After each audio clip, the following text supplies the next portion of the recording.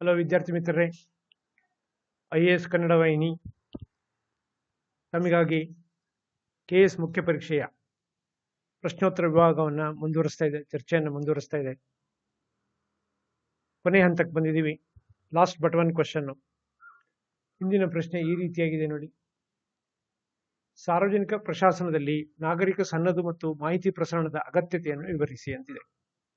Explain the essentials of information sharing and citizens charter in public service ಹೇಳುವಂತ ಒಂದು question ಕೇಳಿದ್ದಾನೆ. So ಇಲ್ಲಿ ತಾವು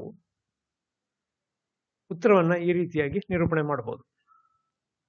ಮೊದಲನೇದಾಗಿ, ಇದು ನಾಗರಿಕರಿಗೆ ಸಾರ್ವಜನಿಕ ಇಲಾಖೆಗಳಿಂದ ಪಾರದರ್ಶಕತೆ, ಕಾಲ ನಿಗದಿತ ಸೇವೆ ಹಾಗೂ ಗುಣಮಟ್ಟದ ಸೇವೆಯನ್ನು ಒದಗಿಸುವ ಒಂದು ನೀತಿ ಅಂತ ಹೇಳಿ ತಗೊಳ್ಬಹುದು. ಅಂದ್ರೆ ಈ ನಾಗರಿಕ ಸನ್ನದು ಹೇಳುವಂಥದ್ದೇ ನಾಗರಿಕರಿಗೆ ಅವರ ಕುಂದುಕೊರತೆಗಳನ್ನ ಪರಿಹರಿಸುವಂತ ಒಂದು ಕ್ರಮ ಅದು, ಅಥವಾ ಒಂದು ನೀತಿ ಅಥವಾ ನಿರೂಪಣೆ ಹೇಳುವಂತ ಅಂಶವನ್ನು ಹೇಳಬೇಕಾಗತ್ತೆ ಆರಂಭದಲ್ಲಿ. ಇನ್ನು ಮುಖ್ಯವಾಗಿ ಇಲಾಖೆಗಳು ಕುಂದುಕೊರತೆಗಳನ್ನು ವಿಚಾರಿಸುವ ಮತ್ತು ಪರಿಹರಿಸುವ ಕ್ರಮವಾಗಿದೆ.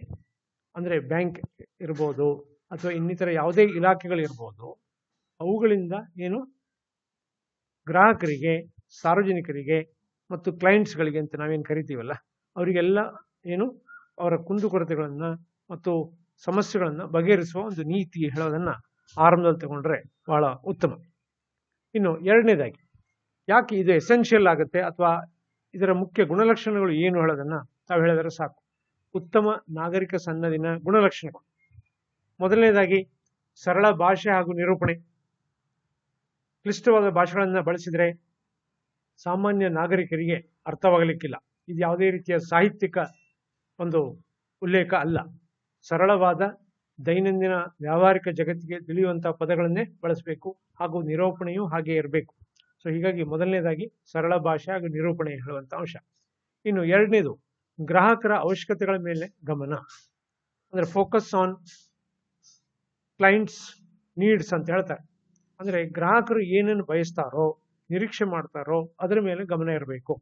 ಹೀಗಾಗಿ ಇದು ಮಾಹಿತಿ ಇರ್ಬೋದು, ಯಾವುದೇ ಇರ್ಬೋದು, ಆ ಒಂದು ಅಂಶವನ್ನ ಗ್ರಾಹಕರ ನಿರೀಕ್ಷೆಗೆ ತಕ್ಕ ಹಾಗೆ ನಿರೂಪಣೆ ಮಾಡಿರಬೇಕು. ಇನ್ನು ಮೂರನೇದಾಗಿ, ಪರಿಣಾಮಕಾರಿ ಪರಿಹಾರಗಳು, ಇಫೆಕ್ಟಿವ್ ರೆಮಿಡೀಸ್ ಅಂತ ಕರಿತೀವಿ ನಾವು. ಅಂದ್ರೆ ಯಾವುದನ್ನ ಜನರು ಸಮಸ್ಯೆಯನ್ನು ಕೊಡ್ತಾರೋ ಅಥವಾ ಸಮಸ್ಯೆಯನ್ನು ಹೇಳ್ಕೊಳ್ತಾರೋ ಅದನ್ನ ಪರಿಣಾಮಕಾರಿಯಾಗಿ ಪರಿಹಾರ ಮಾಡಲು ಅದೇನಾಗಿರ್ಬೇಕು, ಆ ಕುಂದುಕೊರತೆ ವಿಭಾಗ ಅಥವಾ ನಾಗರಿಕ ಸನ್ನದು ನಿರ್ಣಾಯಕವಾಗಿರಬೇಕು, ದಕ್ಷವಾಗಿರಬೇಕು. ಇನ್ನು ಉಸ್ತುವಾರಿ ಮತ್ತು ಕಾಲ ನಿಗದಿತ ಪರಿಶೀಲನೆ. ಕೇವಲ ಏನು ಚಾರ್ಟರ್, ಸಿಟಿಜನ್ಸ್ ಚಾರ್ಟರ್ ಅಂತೇಳಿ ಬೋರ್ಡ್ ಹಾಕೊಂಡು ಕೂತ್ರೆ ಸಾಕಾಗಲ್ಲ. ಏನಾಗುತ್ತೆ, ಉಸ್ತುವಾರಿ ಮತ್ತು ಕಾಲ ನಿಗದಿತ ಪರಿಶೀಲನೆಯನ್ನು ನಡೆಸಬೇಕು. ಆಗಾಗ ಅದರ ಒಂದು ಮಾನಿಟರಿಂಗ್ ಅಂತ ಹೇಳ್ತೀವಲ್ಲ, ಅದರ ಮಾಡಬೇಕಾಗತ್ತೆ. ಇನ್ನು ಕೊನೆಯದಾಗಿ, ಇದರಲ್ಲಿ ಹಿಮ್ಮಾಹಿತಿ ಪಡೆಯುವಿಕೆ, ಫೀಡ್ಬ್ಯಾಕ್ ಅಂತ ಹೇಳ್ತೀವಿ. ಅಂದ್ರೆ ಯಾವುದೇ ರೀತಿಯ ಸುಧಾರಣೆಗೆ, ಮಾಹಿತಿ ಒದಗಿಸುವ ಸುಧಾರಣೆಯಲ್ಲಿ ಏನಾದರೂ ಅವಶ್ಯಕತೆ ಇದ್ರೆ ಅದನ್ನ ಮಾಡ್ಲಿಕ್ಕೆ ಏನ್ ಬೇಕು, ಹಿಮ್ಮಾಹಿತಿ ಬೇಕು ಹೇಳುವಂತ ಅಂಶವನ್ನು ತಾವು ಬರೀಬಹುದು. ಇನ್ನು ಈ ನಾಗರಿಕ ಸನ್ನದಿನ ಪ್ರಮುಖ ಅಂಶಗಳು ಯಾವುದು, ಅದು ಹೊಂದಿರಬೇಕಂತ ಪ್ರಮುಖ ಅಂಶಗಳು ಯಾವುದು ಹೇಳೋದನ್ನ ಇಲ್ಲಿ ಹೇಳಿದ್ದೇವೆ ನೋಡಿ.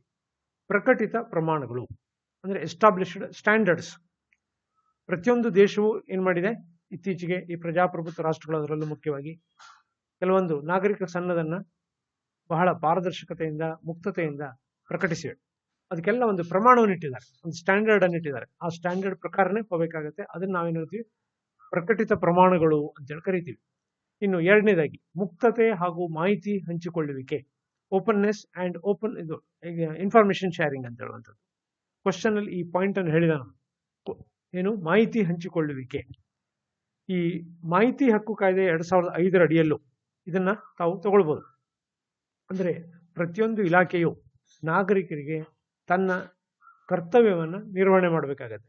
ಅದು ಮುಕ್ತವಾಗಿರ್ಬೇಕು, ಓಪನ್ ಆಗಿರ್ಬೇಕು. ಯಾವುದೇ ರೀತಿ ಪಕ್ಷಪಾತವಾಗಿರುವಂತಹದ್ದು ಅಥವಾ ಯಾವುದೇ ರೀತಿಯ ವ್ಯತ್ಯಯ ಹೊಂದಿರುವಂತಹದ್ದು ಆಗಿರಬಾರದು, ಮುಕ್ತವಾಗಿರಬೇಕು ಅನ್ನುವಂಥ ಅಂಶ.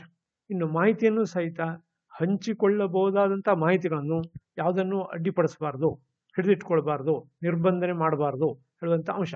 ಹೀಗಾಗಿ ಮಾಹಿತಿ ಹಂಚಿಕೊಳ್ಳುವಿಕೆ ಅಂತ ಹೇಳಿ ಕರಿತೀವಿ. ಇನ್ನು ಆಯ್ಕೆ ಮತ್ತು ಸಮಾಲೋಚನೆ, ಚಾಯ್ಸ್ ಮತ್ತು ಕನ್ಸಲ್ಟೇಷನ್ ಅಂತ ಕರೀತಾರೆ. ಅದು ಸಹ ಏನು ಬಹಳ ಮುಖ್ಯವಾದದ್ದು. ಗ್ರಾಹಕರಿಗೆ ಅವಕಾಶವನ್ನು ಕೊಡಬೇಕು, ಆಯ್ಕೆಯ ಅವಕಾಶವನ್ನು ಕೊಡಬೇಕು ಮತ್ತು ಸಮಾಲೋಚನೆಯನ್ನು ಮಾಡಬೇಕಾಗತ್ತೆ, ಕನ್ಸಲ್ಟೇಷನ್ ಅನ್ನು ಕೊಡಬೇಕಾಗತ್ತೆ. ಸೊ ಹೀಗಾಗಿ ಆಯ್ಕೆ ಮತ್ತು ಸಮಾಲೋಚನೆ ಹೇಳುವಂತ ಅಂಶ.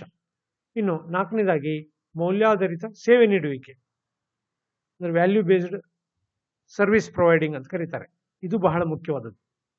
ಅಂದ್ರೆ ಯಾವುದೇ ಒಂದಕ್ಕಾಗಲಿ ಅವರು ಗ್ರಾಹಕರು ನೀಡಿದಂತಹ ಫೀಸ್ ಇರ್ಬೋದು, ಹಣ ಇರ್ಬೋದು, ಅಥವಾ ಇನ್ಯಾವುದೇ ಹಣಕಾಸಿನ ಅಂಶ ಇರ್ಬೋದು, ಅದಕ್ಕೆ ತಕ್ಕ ಹಾಗೆ ಏನು ಮೌಲ್ಯಾಧಾರಿತ ಸೇವೆ ನೀಡುವಂಥದ್ದು ಹೇಳುವಂಥ ಅಂಶ.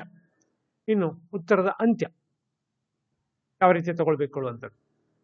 ಪ್ರಸ್ತುತವಾಗಿ ಪ್ರತಿಯೊಂದು ದೇಶವು ನಾಗರಿಕ ಸನ್ನದನ್ನ ಹೊಂದಿದ್ದು ಭಾರತವು ಅದಕ್ಕೆ ಅಪವಾದವಾಗಿಲ್ಲ.